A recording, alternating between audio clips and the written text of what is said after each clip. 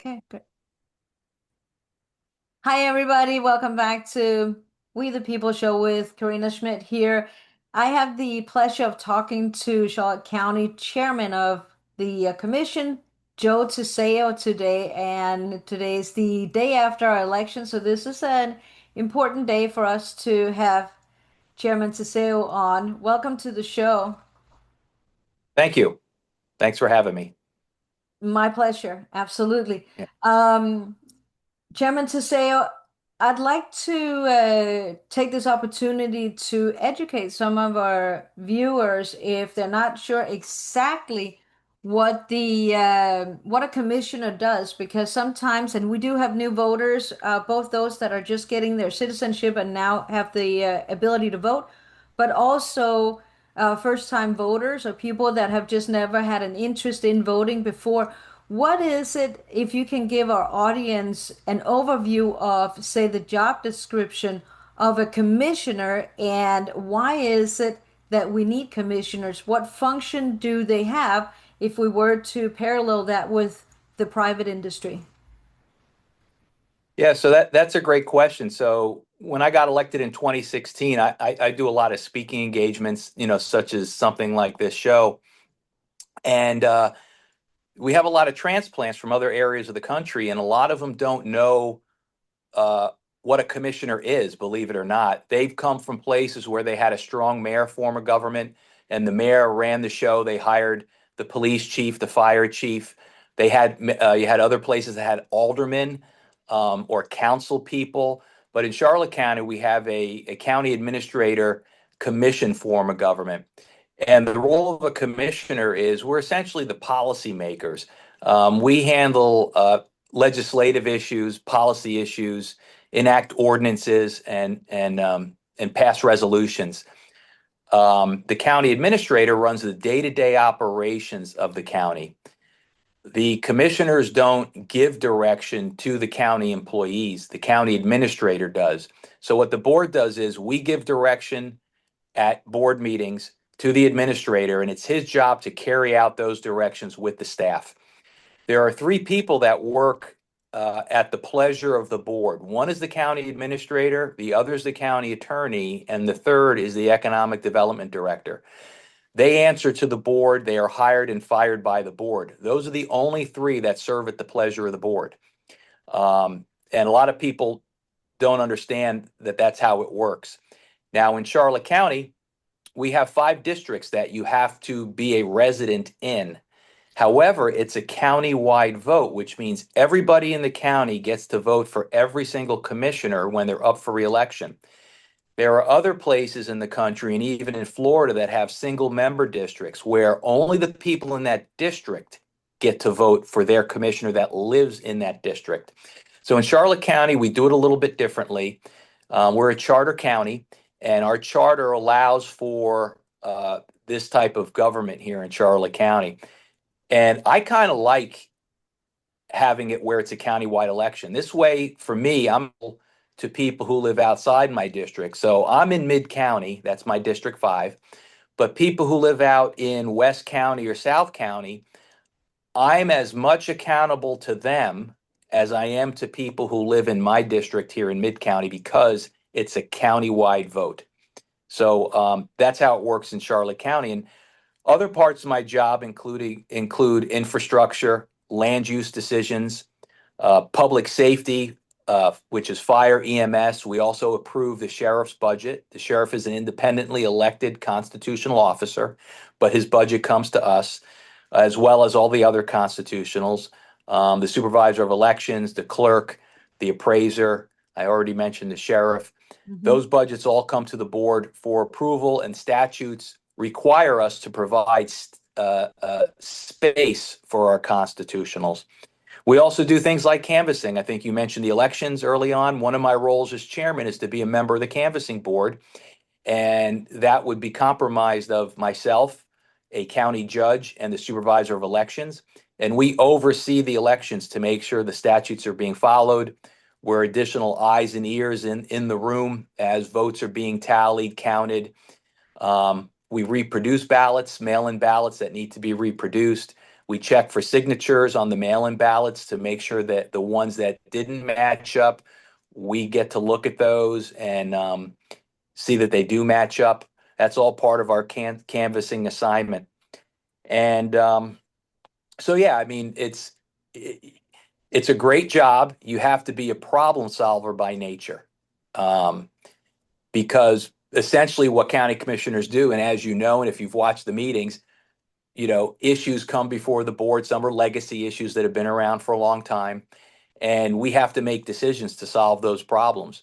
We get a lot of land use cases that come before the board, and I know a lot of people in the community are very interested in those cases because it affects capacity in the county. It impacts infrastructure, quality of life, and things of that nature. So people have a keen interest in our land use decisions. And when Charlotte County was platted back in the 50s and 60s by General Development, they platted approximately 400,000 lots.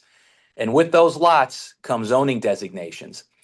And I think what we're seeing now is as Charlotte County begins to infill with the people moving to Florida, people are exercising those property rights. And, people who own that property have been paying taxes for a long time, and they are entitled to a pathway to use their property. And I'm a big property rights supporter. If you pay taxes and you have a zoning on your property, or our code allows you a pathway to exercise your property rights, you are entitled to make an application and come before the board and make sure you're following all our codes and ordinances. And of course, that includes public input, as part of that process. So, when I make a decision, I weigh, my experience, what I bring to the table, my homework, my due diligence, professional staff reports, subject matter experts, and of course, citizens' input. And then we have to make a decision.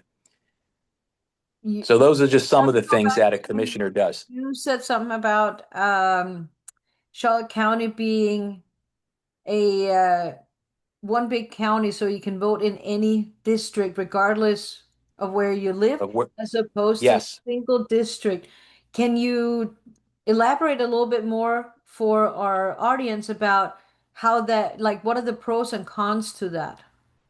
sure. So in Sarasota County, they put a referendum out to their voters just recently. I want to say it was maybe within the last 2 or 3 years, uh, for single districts, and they voted to keep single districts there. And what that means is if you live in a district, I believe you live out in West County. Yes, district Um, is yeah, my, so your district 3, is that yes, right? yes. Yeah. So you live out in District 3, and if it was a single member district, only the people who live in District 3 could vote for you. So, and same with the other districts. If I lived in my District 5, which is mid-county, only people within my district that reside within those boundaries could vote for me. So The wouldn't the you, pros, the cons of that is that you're not accountable to anybody other than the people in your district. So if somebody in South County had an issue and wanted to bend your ear, as a commissioner, you may not take the call. You may say, well, that's talk to out of your my commissioner district. in your district.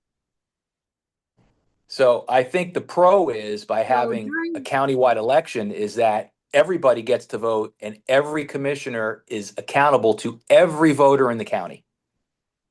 so when you have an election in, let's say, District 2 or District 1, it doesn't matter which district it is, could you have several people running in that specific district that lives within that district by the time they file or by the time they're elected?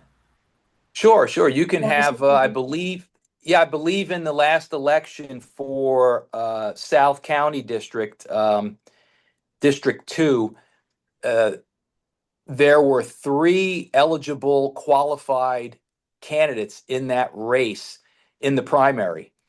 And you need a plurality of votes to win. If you don't, it goes to a runoff.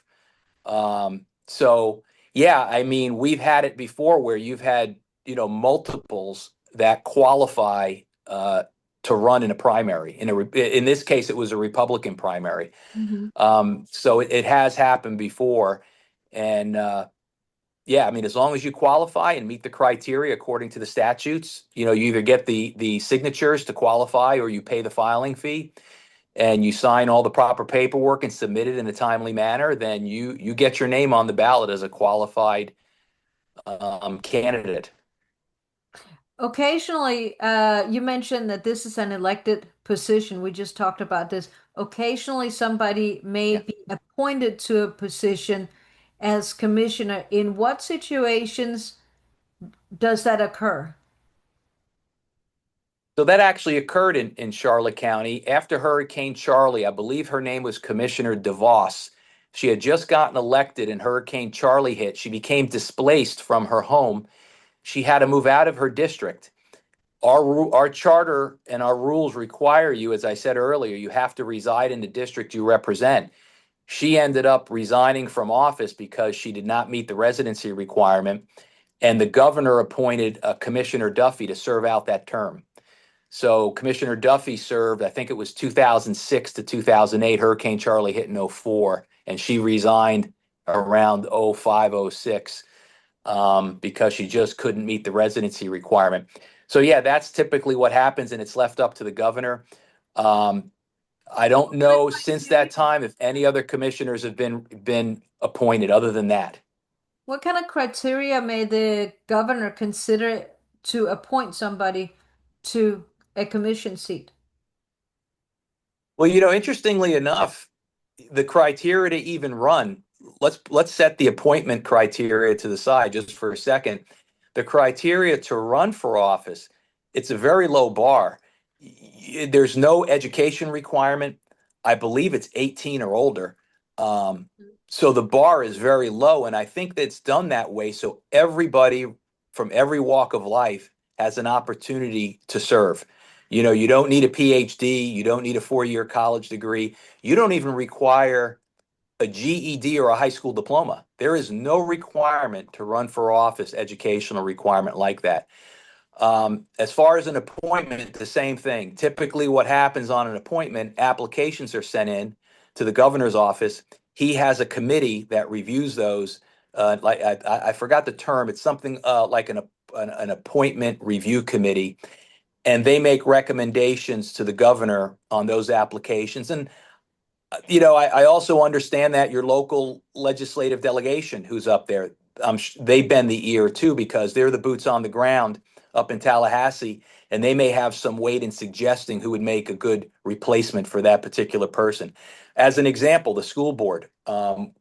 We just had a commissioner elect who resigned uh, recently from the school board because of the resign to run rules. And the governor is now going to appoint a school board member, which he already did. I forgot the gentleman's name. It was Tony. I forgot the Tom, last name. Tom Smith? Yeah, Yeah. and that went through the same process that applications went in, and the governor made the appointment. Um, and the only downside to that is it's a political appointment, not an elected appointment. So there's no residency requirement. The governor can literally appoint whoever he wants to finish out that term, regardless of the residency rules. That's just, I guess, the trappings of the office of the governor, right? It's a political appointee, and the person serving isn't the person who the voters put there. But one could make the argument the voters put the governor there to use his judgment to In make these types of essence, decisions. in essence, doesn't that um, sort of take away the voters' voice when that happens? Yeah, it does. It does. I mean, they But have there's a whole supported host of a reasons. candidate for, say, commissioner, and the commissioner decides to resign or they move to California, whatever it might be. Regardless, they're not in their seat anymore. But the people that supported the candidate for that job, their voice is now basically null and void. Is that correct to Yeah, say, so or to educate our listeners? yeah, so the appointee is still responsible to their constituents. And a lot of the appointees run again in the next election cycle. So they're going to want to be attentive to their constituents. As the example I gave you before, Sarah DeVos or DeVos, she stepped down through no fault of her own. You Right, know, the hurricane hit, she was following the rules, right, and Commissioner Duffy was appointed. She ultimately got elected in 2008 and reelected in 2012. So, you know, you're always accountable to the voters. It's just not the person the voters put there. And a lot of the vacancies happen, again, could be illness in the family. There were two commissioners in the last 3 or 4 years in Lee County that passed away in office that required an appointment. And I was looking at the election results last night. One of the appointments, she was defeated at the polls. So she was appointed, I think, a year ago to serve out the terms of a deceased commissioner who passed away from cancer. And she tried to run again this cycle, and she was defeated at the polls. Um, and there was a commissioner in DeSoto County that passed away. So yeah, I mean, the appointments do serve a purpose because without that ability to put somebody in there quickly, you don't have a full board.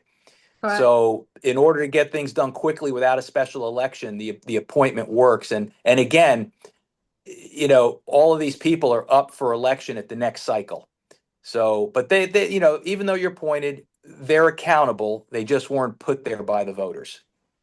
What do you think are some of the pros and cons to the type of job as a commissioner is in your experience? And what do you think to better serve the public? Because you are a public servant as a commissioner or as an elected official.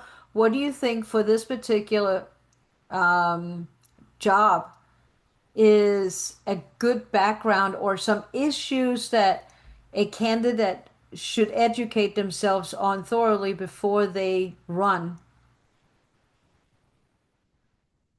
Yeah, that's a great question. Commissioners I deal mean, with a we lot don't of have very any technical issues. prerequisites. You mentioned that there are no official No, prerequisites, but what should no. they do? Yeah, there are none, but you know, you don't need a PhD to know how to read, right? So you have to be assertive.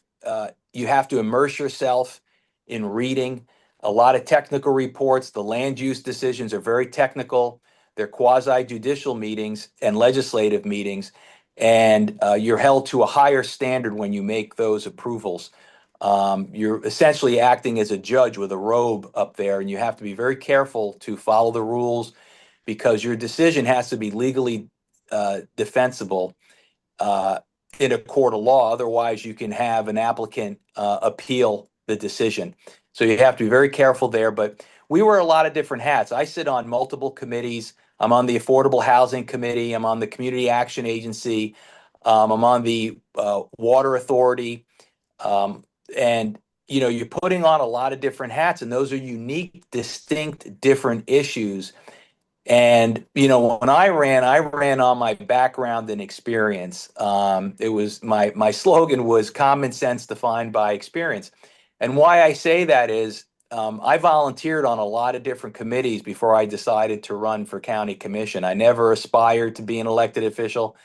I didn't even know. I've never had a campaign manager. I've done my own treasury work as treasurer on my campaigns from my kitchen table. I kind of fell into the position through volunteering, but my background was well suited for the job. So my learning curve, I think, was a lot shorter. And, you know, I'm still learning today. You know, statutes change, there's always new legislation. You're always reading something different, learning from colleagues around the state at different conferences. So you're continually learning, but the learning curve can either be really long or really short based on your background. I come from a background as a small business owner.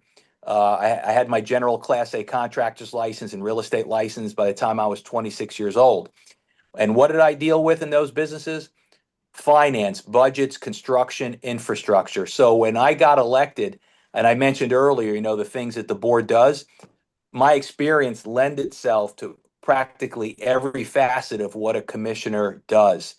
And you know, when I'm looking at infrastructure and plans and capital improvement budgets, I don't need a staff member to tell me what I'm looking at. I know how to read plans. I know where the quote unquote bodies are buried, so I know what questions to ask. If you don't know what questions to ask, that puts you at a disadvantage. But all those things could be overcome with Potentially educating yourself. that puts the county at a disadvantage because you have somebody that doesn't understand what's going on. Yeah, It's and you can have subject matter experts steamroll you. And when I'm on the dais, I know who has read the staff reports and is ready for the meeting, and I know who hasn't read the staff reports and isn't ready for the meeting. You know that when you're on the job, who's keenly aware of what's going on in the technical issues. So and again, look, when I got elected, it takes a few months to get your battle rhythm, so to speak. Learn your way around, learn how to navigate the website. A lot of people say, oh, for transparency, the commissioners are getting all these secret briefings and reports that the public doesn't see. I'll never forget my orientation meeting as commissioner. And I asked about the staff meetings and the reports, and they said, everything we have is online. So they directed me to the website for staff reports for land use. And they said, this is where you go to get briefed. That it's the same stuff that I see is the same stuff that the public sees. And that's the way it should be. But, like I said, I'm still learning every day, but I feel, in my first term, I became very effective because my background, and for 2 years I volunteered. I started on a landscape committee, believe it or not, and then I volunteered on a metropolitan planning organization citizen advisory committee. Then there was an opening for the planning for the board of zoning appeals, and so I was on three different committees. As there were openings, I sent my application in and got picked. So it was 2 years of that, and then I So that was decided to run for county commission. prerequisites. I want to go back to just real quick because yesterday was the primary election day here in Charlotte County. As we wrap up the podcast here for today, two new commissioners were just elected to respectively District 2 and District 4. Um, you have been on the commission for 2 terms or 3 terms now. Um, what is your perspective on the new commission that we are about to have here in Charlotte County and the new board members that were just elected? What do you, Yeah, I mean, I kind of harken back to what I was just telling you. I am the least senior on the board. I got elected in 2016. Everybody else was elected before me. But I would say, as the new board members come on board the same way I did, they're going to have a learning curve. They're going to go through orientation with staff to understand the job a little bit better. And what I would say is this. So I campaign just like everybody else. Campaigning and governing are two different things. When you get sworn in and seated for the first time and you're up on that dais, you realize you're one of five making decisions for the entire county. That can be very sobering and overwhelming to realize that the cameras are rolling, you're being videotaped, the newspapers are watching, and everything coming from your lips can be on the front page of the newspaper, the right? people are watching So too. yeah, and the people are watching. We stream on five different platforms. So, or you have access on five different platforms, and we stream on multiple platforms. So, yeah, and the people are watching, and that could be overwhelming. And my greatest fear was not being prepared and saying something that was incorrect. So I think as the new commissioners get onboarded and go through orientation, my advice and my hopes is that they're going to do what I said earlier. They're going to immerse themselves in the role of a commissioner, the technical aspects of the job, because the better you are at the job and the more you know, the better you can serve your constituents. And so And that's always been my outlook. so that our audience understand and the community understands they got elected yesterday, but they're not sworn in yet. And it's our understanding that one of them may have an opponent in the general election. Can you talk to us about that before we end today? Yeah, Because they don't start yeah, immediately. sure. They So don't start tomorrow. No, they get seated in November according to our rules. So they will be seated in November, and as soon as they're sworn in, they'll be seated on the board, and they'll start, voting and participating in meetings. So that's right around the corner. So the District Two race was a an open primary. So that race is done. That race is over. There is no November election. The winner of that race will be elevated to commissioner and seated in November. The other race, the District Four race, was has an NPA, a no party affiliation for the November election. So the winner of the primary will advance to the general election and run against that NPA. So everybody in Charlotte County will see that race on their ballot in November. All So that right. is coming back.